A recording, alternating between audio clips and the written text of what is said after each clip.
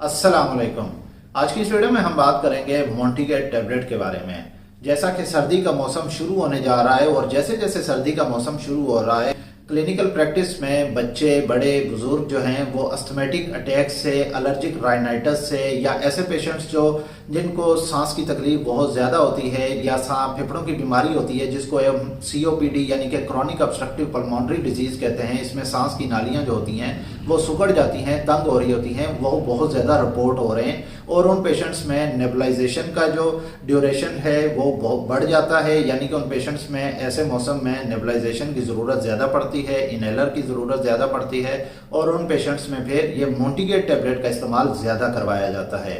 मोंटीगेट tablet में जो active ingredient है वो मोंटिलोकास्ट है और मोंटिलोकास्ट को 1998 में फर्स्ट टाइम FDA से अप्रूव किया गया और इसका जो फर्स्ट ब्रांड नेम था वो सिंगुलर टैबलेट था। अगर हम बात करें इस मोंटीगेट टैबलेट की इंडिकेशंस, इसके यूजेस, इसके इस्तेमाल के बारे में, तो मोंटीगेट टैबलेट का जो इस्तेमाल है वो ज़्यादातर COPD यानी कि क्रॉनिक ऑब्स्ट्रक्टिव पल्मोनरी डिजीज़ में किया जाता है, जिसमें मैंने बताया कि सांस की नालियाँ जिसमें बहुत ज़्यादा सिकुड़ जाती हैं, उन पेशेंट्स में इसका इस्तेमाल लॉन्ग टर्म किया जाता है, यानी कि लंबे अरसे तक इसका इस्तेमाल मुसलसल किया जाता है। इसके अलावा इसका इस्तेमाल एलर्जिक राइनाइटिस में भी किया जाता है। अब एलर्जिक राइनाइटिस जिन बच्चों में या बड़े अफराद में, बुजुर्गों में मौसम बदलने के साथ ही नज़ला, ज़ुकाम, फ्लू, खांसी हो जाए और नज़ला, ज़ुकाम, फ्लू, खांसी होने की वजह से उन अफराद में सांस लेना बहुत ज़्यादा मुश्किल हो जाता है, लेटना मुश्किल हो जाता है और स्पेशली रात के वक्त ये तकलीफ़ बहुत ज़्यादा बढ़ जाती है। इसमें इसका इस्तेमाल किया जाता है। इसके अलावा इसका इस्तेमाल जो है वो अस्थमेटिक अटैक्स में, यानी कि जिन अफराद को दमे की बहुत ज़्यादा शिकायत हो रही होती है, बहुत ज़्यादा तकलीफ़ हो रही होती है, उन अफराद में इसका इस्तेमाल किया जाता है। मोंटीगेट टैबलेट उन अफराद में भी इस्तेमाल की जाती है जिन बच्चों की उम्र 15 साल से ज़्यादा हो और एडल्ट्स हों और वो फिज़िकल एक्टिविटी करते हों। फिज़िकल एक्टिविटी रनिंग करने के दौरान या एक्सरसाइज करने के दौरान उन अफराद में सांस की नालियाँ जो हैं वो बहुत ज़्यादा सिकुड़ जाती हैं, तंग हो जाती हैं, जिससे पसीने बहुत ज़्यादा आते हैं, घबराहट होने लगती है, मरीज़ सही तरीके से सांस नहीं ले पाता, सांस बहुत ज़्यादा फूल जाता है। तो इस बीमारी को EIB यानी कि एक्सरसाइज इंड्यूस्ड ब्रोंको कंस्ट्रिक्टर की बीमारी कहते हैं।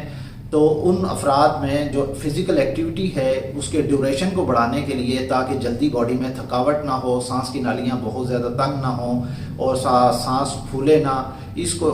जो है ड्यूरेशन थेरेपी को बढ़ाने के लिए या सांस की नालियों को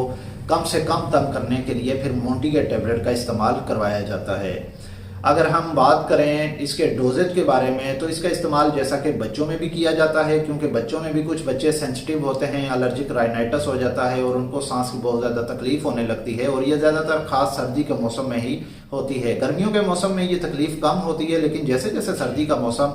सर्दी की तरफ बढ़ रहा होता है, तेज़ सर्दी होना शुरू हो जाती है, मौसम बहुत ज़्यादा ठंडा होना शुरू हो जाता है, तो उन पेशेंट्स में सेंसिटिविटी बढ़ जाती है। तो फिर इस मौसम में फिर मोंटीगेट टैबलेट का इस्तेमाल उन पेशेंट्स में इसका इस्तेमाल ज़्यादा किया जाता है।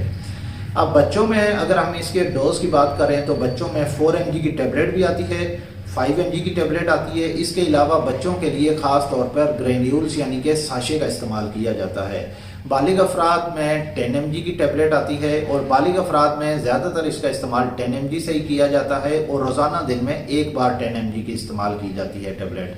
बच्चों में जिन बच्चों की उम्र 6 माह की उम्र हो और 6 माह की उम्र से लेकर 3 साल की या 5 साल की उम्र के दरमियान हो, तो फिर उन बच्चों में मोंटीगेट जो साशे है उसका इस्तेमाल किया जाता है और दिन में एक बार किया जाता है। इसके अलावा जिन बच्चों की उम्र 3 साल की उम्र से लेकर 6 साल की उम्र के दरमियान हो, उन बच्चों में 4 mg की टैबलेट जो च्यूएबल होती है, यानी कि उसको चबा कर भी बच्चे खा सकते हैं, उसका इस्तेमाल किया जाता है और वो भी दिन में एक बार ली जाती है। इसके अलावा जिन बच्चों की उम्र 6 साल की उम्र से ज़्यादा हो और 15 साल की उम्र के दरमियान हो,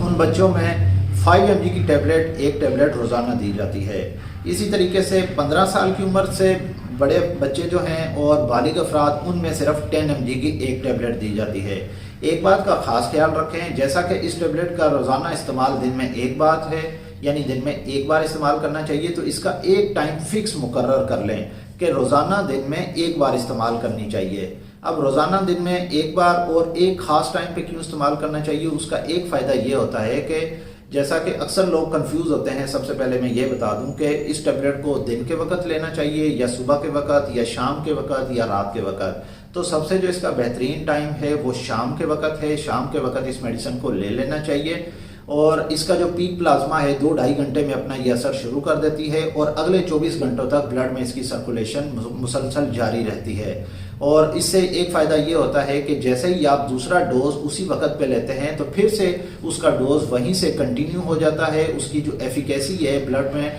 वो दोबारा से कंटिन्यू हो जाती है। और जो अस्थमेटिक अटैक्स हैं या जिन पेशेंट्स में एलर्जिक राइनाइटिस, फ्लू होने का, नज़ला ज़ुकाम, खांसी होने का खतरा होता है वो कम हो जाता है, क्योंकि ब्लड में उस मेडिसिन का असर मुसलसल चलता रहता है। अब अक्सर लोग समझते हैं कि जो मोंटीगेट है यानी मोंटिल्यूकास्ट है वो या तो एज ए स्टेरॉइड मेडिसिन इस्तेमाल की जाती है या इसका इस्तेमाल जो है एज ए एंटी एलर्जिक या एंटी हिस्टामीन किया जाता है। एक बात ये जहन में रख लें कि मोंटीगेट टेबलेट ना तो एंटी हिस्टामीन ड्रग है, ना एंटी एलर्जिक ड्रग है, ना ही स्टेरॉइड मेडिसिन है, बल्कि ये हमारी बॉडी में जो कुछ केमिकल्स होते हैं जो कि सांस की नालियों को तंग करते हैं, सुकेड़ते हैं,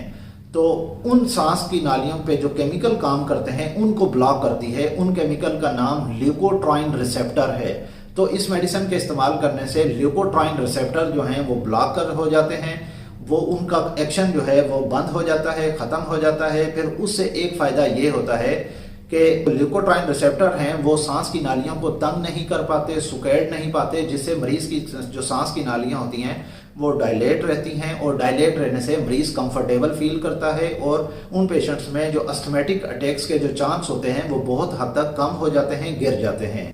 अगर हम बात करें मोंटीगेट टेबलेट की प्रेगनेंसी के दौरान इसका इस्तेमाल किया जाना चाहिए या नहीं, तो जैसा कि मोंटीगेट टेबलेट कैटेगरी बी में आती है और कैटेगरी बी में जितनी भी मेडिसिन आती हैं उनका इस्तेमाल प्रेगनेंसी के दौरान किया जाता है। लेकिन एक बात का ख़ास ख्याल रखें कि हमेशा फर्स्ट ट्राइमेस्टर या सेकंड ट्राइमेस्टर या जो प्रेगनेंसी का जो आपका ड्यूरेशन है 9 मंथ तक, हमेशा डॉक्टर की हिदायत के मुताबिक ही करें। डॉक्टर के मशवरे के बगैर इसको बिल्कुल भी इस्तेमाल ना करें, ताकि हामला ख़वातीन के लिए और पैदा होने वाले बच्चे में किसी भी किस्म के बर्थ डिफेक्ट ना हो, किसी भी किस्म का नुकसान का अंदेशा ना हो। अगर हम बात करें मोंटीगेट टेबलेट को नर्सिंग विमेंस यानी कि ऐसी ख़वातीन जो अपने बच्चों को दूध पिलाती हैं उनमें इस्तेमाल कर सकती हैं या नहीं, तो नर्सिंग विमेंस यानी कि जो अपने बच्चों को माएँ दूध पिलाती हैं वो इस्तेमाल कर सकती हैं। आल्दो के इसका जो है ब्रेस्ट फीडिंग में एक्सक्रीशन होती है मेडिसिन की और बच्चे में इसका असर जाता है, लेकिन ऐसा कोई बच्चे में साइड इफ़ेक्ट या ऐसी कोई प्रॉब्लम नहीं होती।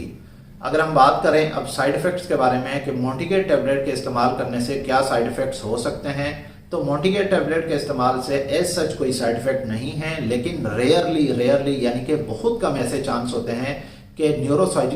न्यूरोसाइकोलॉजिकल डिसऑर्डर्स आ सकते हैं, जिसमें अग्रेसिव मूड हो सकता है, एंग्जाइटी, डिप्रेशन की शिकायत हो सकती है। और ये ज़्यादातर उन अफराद में होती है जो मोंटीगेट टेबलेट का लॉन्ग टर्म इस्तेमाल मुसलसल करते रहते हैं, साल इस्तेमाल करते रहते हैं, क्योंकि उन पेशेंट्स में अस्थमेटिक अटैक्स बहुत ज़्यादा हो रहे होते हैं, तो उनकी मजबूरी होती है लॉन्ग टर्म इस्तेमाल करना। और ये इस तरीके से नहीं है कि हर पेशेंट में ही साइड इफ़ेक्ट होंगे, हर पेशेंट में नहीं होते, बल्कि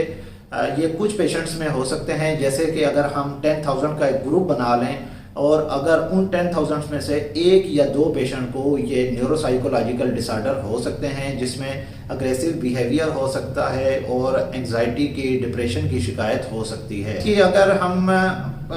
रिस्क टू बेनिफिट रेशो देखें या किसी भी मेडिसिन का, तो सबसे पहले हम देखते हैं रिस्क टू बेनिफिट रेशो कि वो मेडिसिन उस पेशेंट के लिए कितनी ज़्यादा फ़ायदेमंद है। और अगर तो वो बहुत ज़्यादा फ़ायदा दे रही है, नुकसान बहुत कम दे रही है, फिर उस मेडिसिन को मुसलसल कंटिन्यू किया जा सकता है। जो मेडिसिन फ़ायदा देने के बजाय नुकसान ज़्यादा दे रही हो तो फिर उस मेडिसिन को कंटिन्यू नहीं किया जा सकता, उसको स्टॉप कर दिया जाता है और किसी अल्टरनेट मेडिसिन पे, अल्टरनेट ब्रांड पे जाया जाता है। ये वीडियो आपको कैसी लगी कमेंट करके लाजमी बताइएगा। इस वीडियो को लाइक कीजिएगा और अगर आप मज़ीद ऐसी हेल्थ से related medical information, medicine information videos देखना चाहते हैं तो मेरे इस यूट्यूब चैनल मेडी हेल्थ एंटरप्राइजेस को सब्सक्राइब कर लें और साथ ही बेल आइकन का बटन भी ऑन कर दीजिएगा ताकि हर नए आने वाली वीडियो का नोटिफिकेशन आपको मिल सके। तो मिलते हैं नेक्स्ट वीडियो में, तब तक के लिए अल्लाह हाफिज़।